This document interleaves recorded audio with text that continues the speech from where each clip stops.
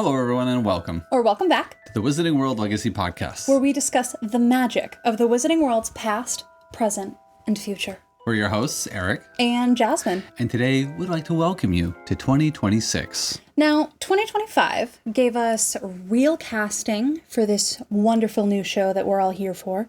It gave us real sets and real proof that this is actually happening. And I think in 2026, it's going to get even bigger. I agree. So today, we're going to talk about that, and we'll probably be assigning some New Year's resolutions to Harry Potter characters. And upon further reflection, we've realized some of them need therapy. They all need therapy, but some more than others. What did we learn in 2025? So we learned a lot, but to start, we learned that Harry Potter is coming to HBO Max as a television series and will be premiering in 2027. We'd hoped 2026, but... Yeah, well, we got a year to go. I hope for 2027, because that is the 30-year anniversary of the books. Okay, you have to stop reminding me of that, because 2027 is when I turn 30, because I am as old as the books are. So. I'm older, so you can shut up. Okay, thank you. Oh my God, how old am I? Let's not do the math. I don't want to know. No, hold on. No, we have to do the math. What year were you born? Nope. You were born in 1970? Don't worry about it. Give or take? Shut up. So we learned that the series will be coming to HBO Max in 2027, and it's going to be 7 seasons, or at least that is what is stated thus far. Yeah, purported. It's going to stretch likely across the span of 10 years. Absolutely. We're looking at 1 season per book, or you could also think of it as 1 book per season. Indeed, because they are stating that they're going to be book accurate. We've heard a number of people make this magical claim. People involved in the franchise in one way or another, either actors or people who are involved in the franchise in a more administrative capacity. People who run systems and things like that. I hate those people. In any case. Season 1 has been confirmed for exactly 8 episodes, and it's looking like Season 2 is potentially going to have maybe 1 or 2 more than 8, which would bring it to 9 or 10 for those of you following along at home. And doing the maths. Doing the maths, because we do maths. Yeah. That is pretty much the foundational information of what we know so far. We also know that there are 39 actors that have been cast and confirmed, for sure. And there's probably a few more. If you think of all the roles that are necessary, including extras and people who aren't really integral to the story yet, but might be seen on screen, there's probably a few more in there. So now we're going to speed run the next 39 actors. Starting with Dominic McLaughlin as Harry Potter, Arabella Stanton as Hermione Granger, Alastair Stout, Ron Weasley, John Lithgow, Albus Dumbledore, Janet McTeer as Minerva McGonagall, Papa Essiedu as Severus Snape, Nick Frost.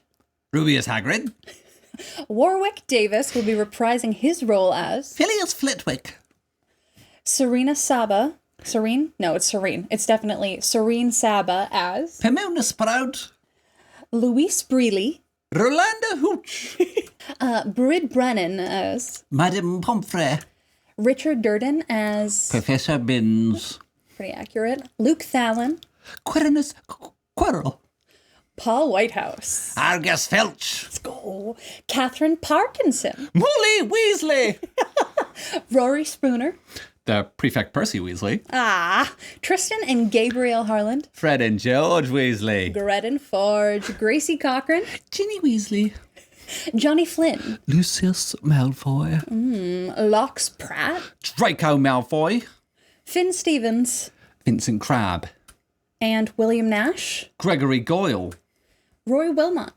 Neville Longbottom, why is it always me? Elijah Ocean, Dean Thomas, Leo Early, Seamus Finnegan. Never Late, Alicia Leone, I'm sorry, she's so Italian and I just want to go, Alicia Leone, Alicia Leone, Pavati Patil, Sienna Musa, Lavender Brown, Amos Kitson, Dudley Dursley, Daniel Rigby, Vernon Dursley, Daddy, Belle Powley, Petunia Dursley, Bertie Carvel, Cornelius Fudge, Anton Lesser, Garrick Ollivander, Lee Gill, Griphook, Lambert Wilson, Nicholas Flamel. Martha Keller, Perenelle Flamel. and Jake Curran. Ronan the Centaur. And somebody, Voldemort maybe, as Tom Marvolo Riddle Harry Potter. a reminder, Tom Marvolo Riddle has apparently been cast, but has not been released. So He has still not been named. we also have Joel Montague as, Someone? and we have Kim Durham. As someone else. And that completes all 39 of our casts. That have been worn and confirmed. I'm really annoyed though, because we did have Pierce Polkus. Yeah. He was cast Okay. and confirmed and on IMDb, and they took him down. I can't find his name anymore. So, and we've seen him in set photos. Speaking of set photos, how about We also have filmed at a few locations. a few wonderful locations, Locales. one of which has been filmed at before. And will be filmed at again and again and frankly again. Yep. And will likely be the main filming location for the entirety of the series, none other than Warner Brothers Studios in Leavesden. Indeed.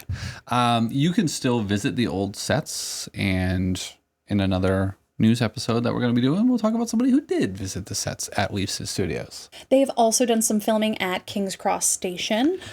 Potentially, it could serve as King's Cross Station in the new series. Tentatively. Tentatively. We don't know. With that said, they did also build their own section Yes. of platform 9 3/4 off of King's Cross Station.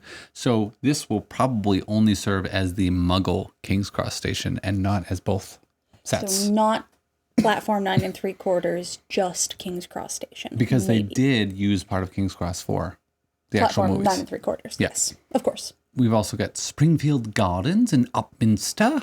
And this will resemble or inspire our Privet Drive. Indeed. Although I do understand that parts of Privet Drive have also been built out as sets at Leavesden so that they can continue to film there without interruption of the neighborhood. I always love this one. Barry Bush's Farm. There's a lot of stuff at Barry Bush's Farms. So we had done a overview of the different sets that they were building there, including one of the exteriors of Hogwarts. It's just kind of like a corner of it with Yeah, just balconies a and stairs corner. and And it was all covered with blue so that they could superimpose the top of the castle on top of it. yep.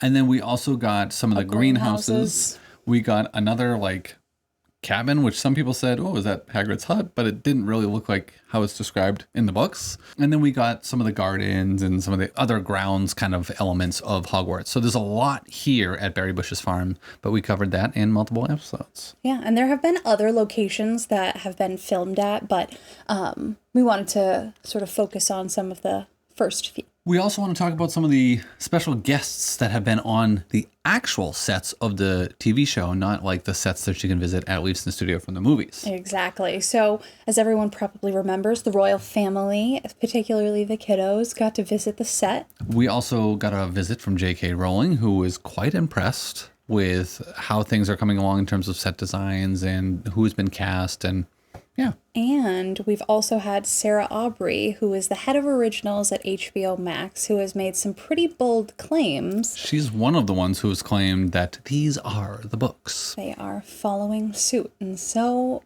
we will see.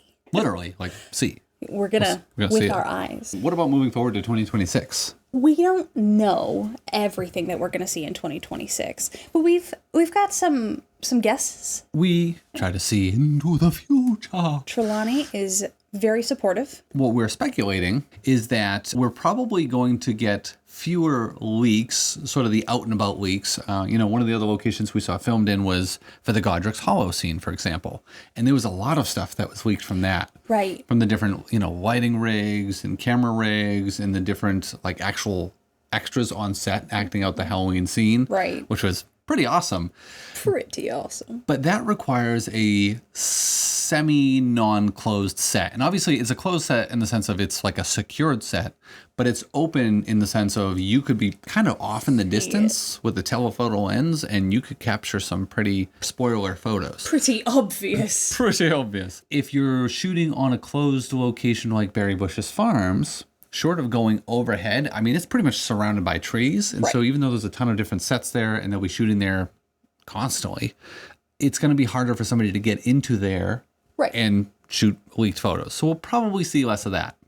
We will probably see more stuff coming from HBO directly, Something like a trailer. which I suspect will be toward the middle or end of 2026. I'm speculating Okay. that a big chunk of stuff will come from HBO in September for the returning to Hogwarts. Back to Hogwarts. Yeah.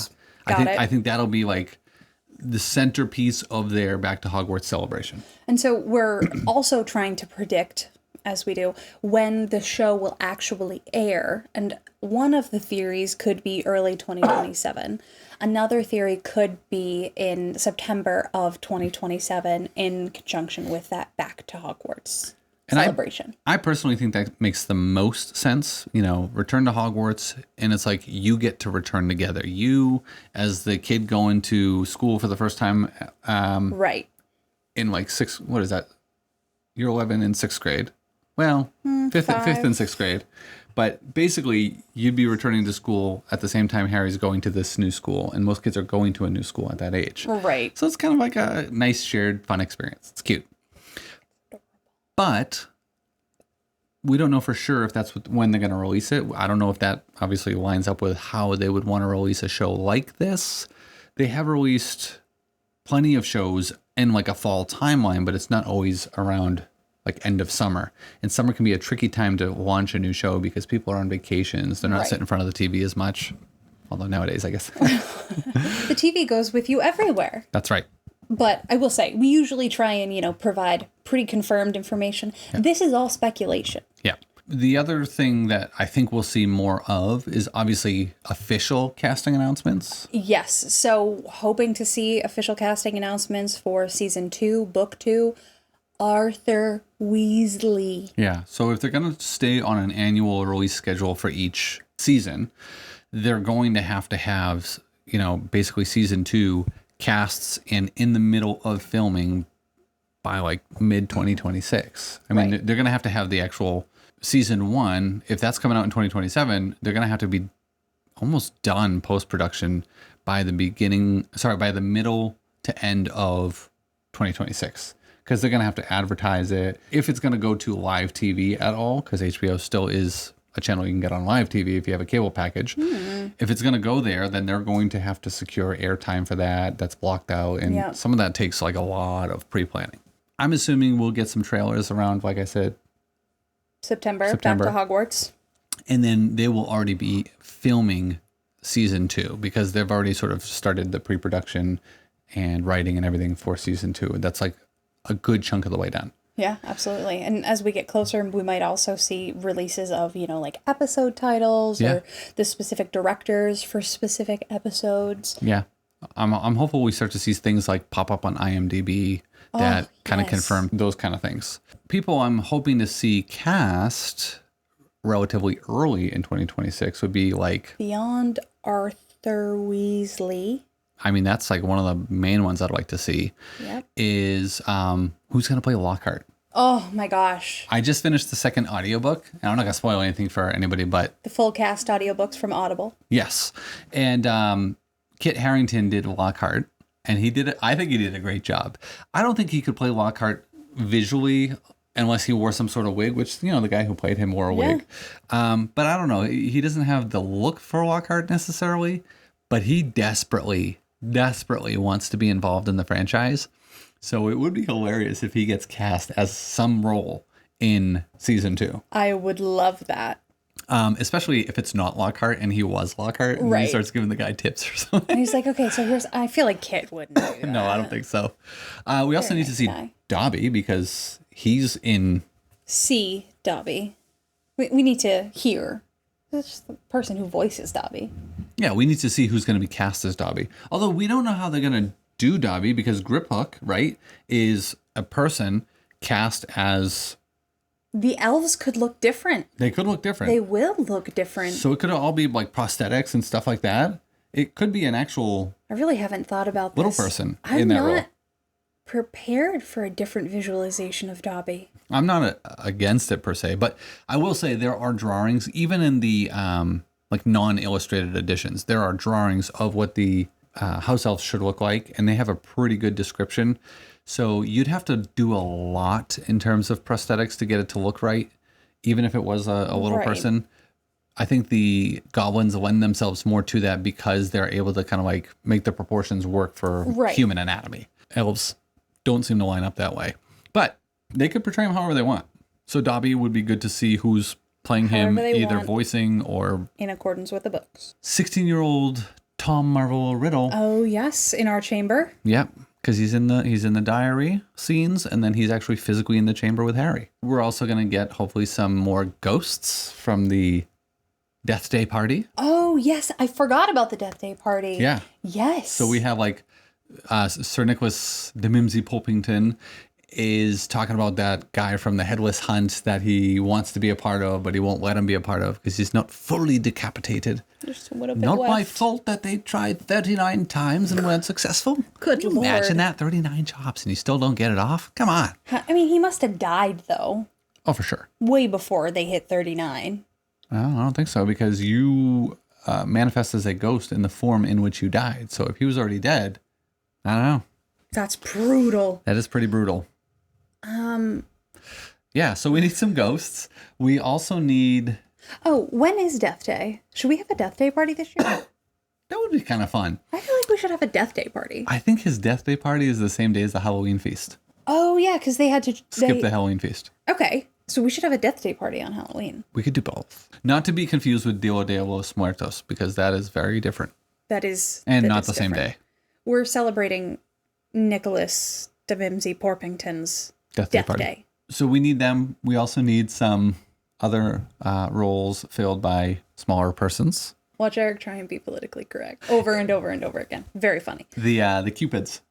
Oh my gosh, yeah. Lockhart's Cupids. We'll save talk that for, about yeah, that. we'll talk about that in another episode. But lots Stay of roles need to be cast for the second one that haven't already been fulfilled by people cast for the first season. So hopefully our 39-person cast thus far grows Exponentially. even larger. We'll probably see like merch and branding and that kind of stuff start to come out, which I'm very hopeful that this time Ravenclaw is not portrayed by a raven. It should be an eagle. So hopefully they get the like merch correct, Yeah, which will be funny when it comes to like the Wizarding World theme parks. Right. And they start bringing out merch. If it is different, people are going to be like, wait, which one do I get? though? Wait. I mean, if you think about the castle too, they have like, that's complex. That's going to be interesting.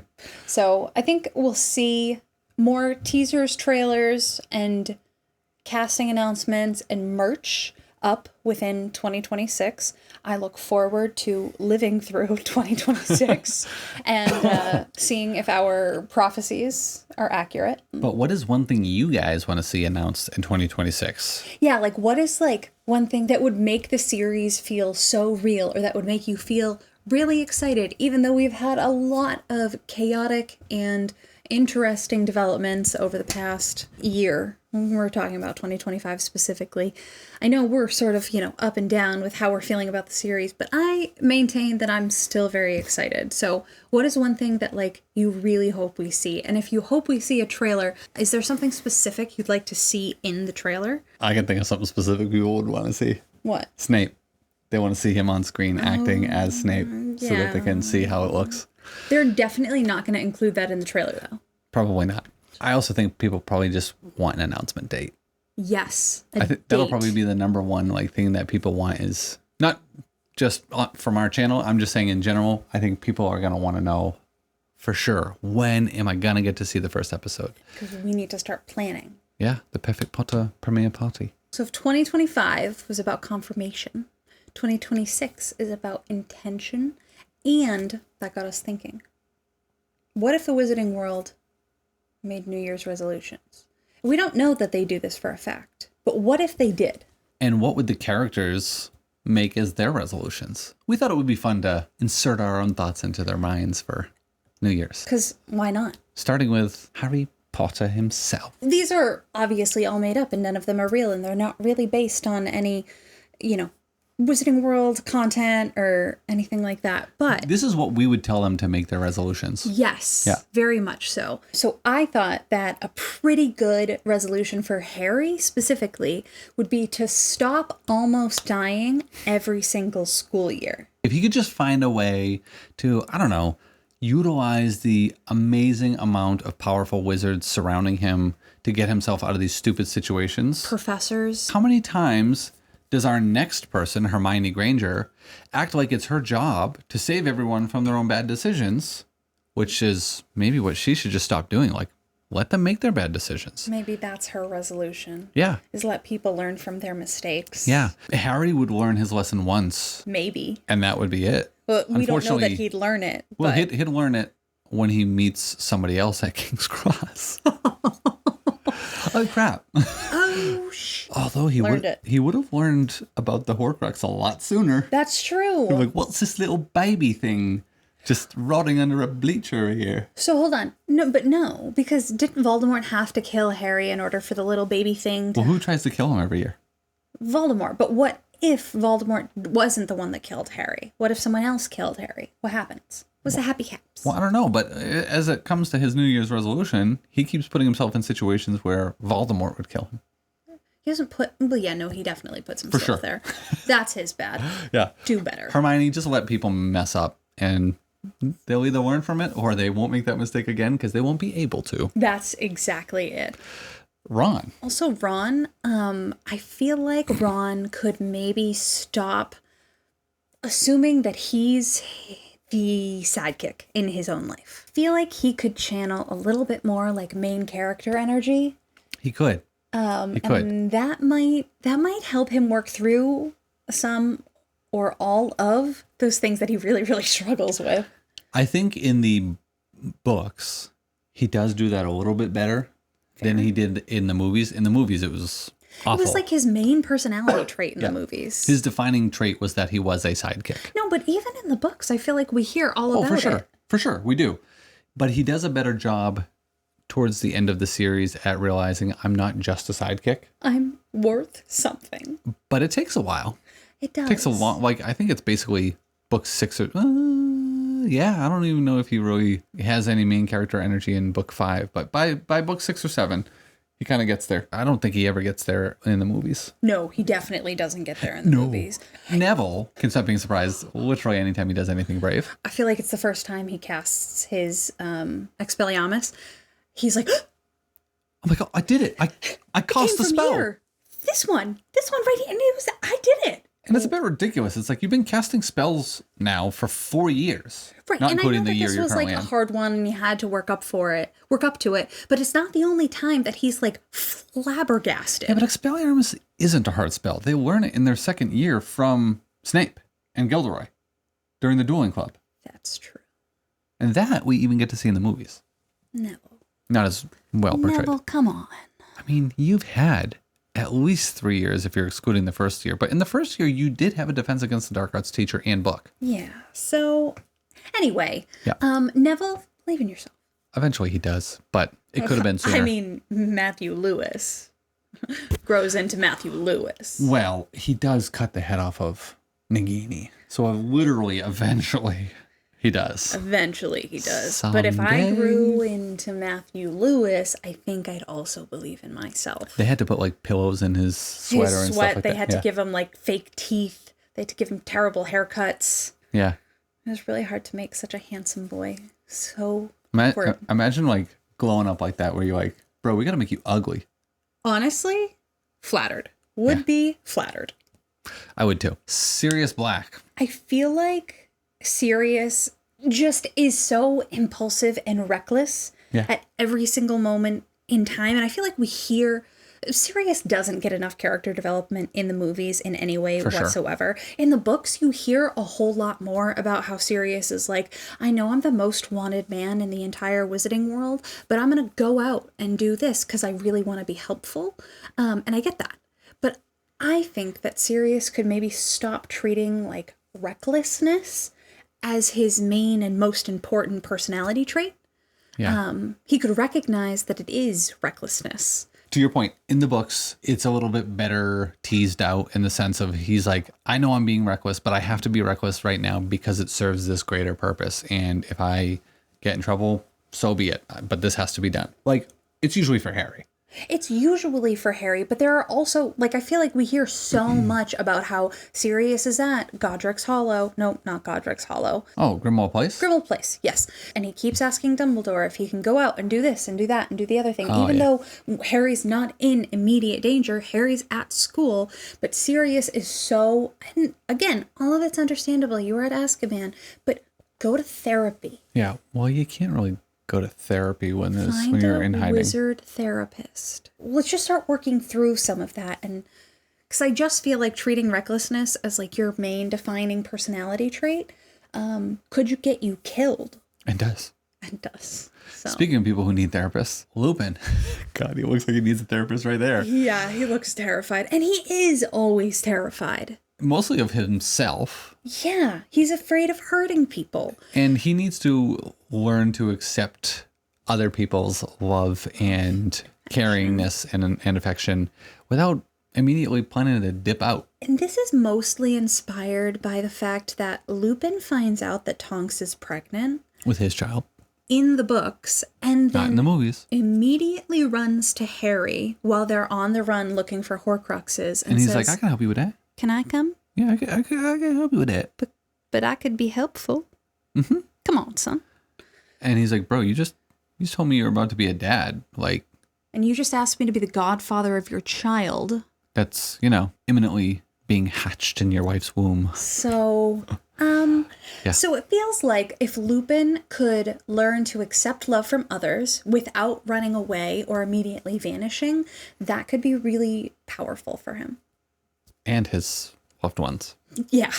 Draco just needs to unlearn pretty much everything that he ever learned from his family, his upbringing. I agree. But he needs to not become an unbearable twat about it. Oh my gosh, yes. I feel like a lot of the times when people are going through like the unlearning stage, they're like, it's just, I'm working really hard to unlearn everything that I was taught as a child. All the trauma that formed who I was is not who I am. It's not who I am. I have the choice. You're kind of really triggering me right now. I feel like we're going to be triggering somebody by being like that. Oops, my bad. But in fairness, people do this all the time. And it's not just like people unlearning traumatic experiences. People get re-involved with something that was a big part of who they were growing up. Let's say an instrument, because nobody's going to take offense to this. Someone could. Someone could, but be I don't care if I honest. offend you. No, so someone could be like, oh my God, like I just picked up my guitar again and I was doing this and now I'm finger picking like this and it's so much better and this is the better way to play guitar and these strings. And it's like, dude, just play the guitar and it'll sound great and hopefully you enjoy it and stop annoying me about it. I think that's exactly it. Like, I want to make the distinction. Like, I do think that people 100% go through trauma. You learn a lot of crappy stuff as a kid. And if you grow up in specific environments, that 100% happens. And unlearning that is brave and it takes effort. I just feel like there are some people who sometimes do it without the most genuine of intentions and then make that their entire personality and only exclusively talk about that.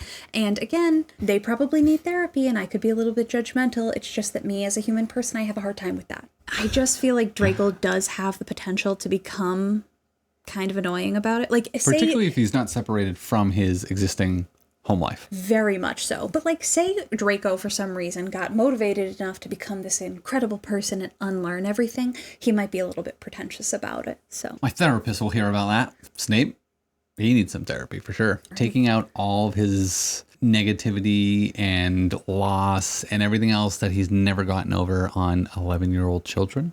yeah, I would say basically his resolution should be to invest in therapy instead of just kind of being a prick to 11-year-olds. What strikes me on that one is that he's a Legilimens, or at least he knows the skill of Legilimens. He also knows Occlumency. And so he could go to one of the world's most skilled Legilimens, like Queenie Goldstein living in New York, and who he may be a descendant from, and just kind of like dump it out. Just dump it all out. Like, I mean, this is what I'm working through. Dumbledore go Yeah. Now, all the time. Now he is playing a double agent. And so there is some stress inherent with that. And you can't have your information getting into the wrong hands. True. But I do feel like somebody like Queenie Goldstein, who has already been Who's dead subject. at this time, but Sure. No, she's not. Queenie Goldstein is in Fantastic Beasts. Uh-huh. Which takes... She's just very old living in New York. Oh, all right. In any case, you could go to somebody like that, and I'm sure there's other skilled legilimens, but she in particular would be a good one because she's already dealt with being in the presence of a skilled legilimens like Grindelwald and hiding it. Because she's also a skilled natural legilimens and natural occlumens. These aren't skills she had to learn. They were innate. Oh, yeah, because... What is it? Who's the guy? Artie or New Scamander's friend? Oh, Jacob Kowalski? Yeah. I feel like Jacob comes in and she's like, oh, darling Jacob. And she's like already hearing like his thoughts and like actually has to actively turn it off. Yeah, like she has to, it's like the reverse of like what Harry and Snape She's not the type who has to make eye contact to then drill into your mind and you actually can feel their presence. Like when Harry looks up at the head table and he feels like Snape is reading his mind or like he's just like thinking something about him. He's literally reading his mind. That's, yes. So when he looks up at Snape and makes eye contact, he's practicing legilimency on him. That's why he hurts. Yeah. Anyways, he could have utilized that as a means to getting through his traumatic experiences, like the loss of Harry Potter. We've also got Dumbledore. I feel like this is a really good one to end on. Yeah. I think his resolution could very simply be to stop manipulating children. Really everybody, but certainly children. Yeah. Start there. Start with the most egregious, which is children, and then work your way up to literally everybody in your life. Just stop manipulating them and essentially using them. Yeah. Snape, Harry, because Ron, Hermione. When you think about it, like really think about it, even though he's trying to do things still for the greater good, even though he says that's no longer his mantra, but it is. He is actually kind of the villain of the story. I would like to reflect on this further. I would like to think about how we would go about defeating Voldemort without utilizing Dumbledore's plan before I voice my opinion on this. All right. We'll have to do a whole episode on that. An entire episode. Maybe even a mini-series. Seriously, because I feel like I need to map everything out. I also need to... You actually don't even need to map everything out. The Super Carlin brothers have done Dumbledore's Great Plan, and they have a whole series on it, which was pretty good. So you could just peruse through that, and then we could break down how none of that was necessary. I know none of it's necessary, but if I'm brain replacing Dumbledore, how am I getting rid of Voldemort? That's what I'm saying. We could cover like why none of this is necessary because you could do this, this, and this instead. Perfect. Yeah. Okay, perfect. Yeah. So we have homework. We're going to do that. But I think, generally speaking, Dumbledore could go ahead and maybe stop manipulating people. Could be a good resolution. Were he still with us... would recommend. That's our thoughts on the New Year's resolutions. So I'm curious, do you disagree with any of these hypothesized resolutions that we have put in place for any of these characters? Or do you have a resolution for a character that we didn't mention? I'm particularly wondering what Luna's resolution might look like. Try to get rid of the narcos. Yeah, and maybe, Molly, try not to kill my children. They wear on her. Yeah. I think that's the resolution she makes every year. Like, try not to kill Fred and George because one day they'll do it themselves. Too soon? Too soon. It's always too soon. I'm holy, Fred. Thank you for sticking with us through that. In the comments below, please tell us if you disagree with any of our resolutions, if you think of, another character, you could give them their resolution, or tell us who you think within the Harry Potter series would actually stick to their resolution, because I would like to, become fully transparent and say I've already given up on my New Year's resolution. It lasted 8 days. Well, no, 7, because I gave up. I think the key is to making a resolution that you can get back to. Like if you fail, it doesn't have a specific end date. For me, I'm trying to practice a little bit more patience with my kids this year because him and Molly both. Yeah, they test it every single day. So that doesn't have an end date. I do, but yeah, but it doesn't. It got dark. Yeah, that's something that you can just like, all right, today I wasn't as patient as I could have been. I'm going to try again tomorrow. You know what? That's fair. A New Year's resolution isn't you have to, work out every single day. It's that you have to work out more than you did previously. So you can which would be easy for me to do. Super easy. Which just means you can get back on the bandwagon. So maybe I just didn't do my resolution for today, I'll hit it tomorrow. Yeah. And I think if I'm going to render my opinion on who is sick to it, it's not Harry. It's definitely not Harry. No, because that dude says, I'm going to stop meddling, like in every book. Oh my gosh. And then he doesn't. And he's like, I could meddle though. Yeah, I could meddle. Right. Hermione, for sure, sticking to it. The funny thing is, the only time he doesn't meddle is when he's told to meddle. It's like, Harry, we should meddle. Like, this is when we should go do something. He's like, no, I said we're not doing this anymore. I'm keeping my nose out of it. But you need to. Chapter later. Later. Let's go meddle. Let's go meddle. So if the show itself has any New Year's resolution, I think it should be to stick to the timeline that they've set, but take their time to do it right. Mm-hmm. Stick to the book, just like Harry has to stick to his ticket. And sticking with us for the year of 2026. Indeed. To stay up to date on everything that is magical. But until next time. Until next time. Keep your wands at the ready. And stay magical. Finite.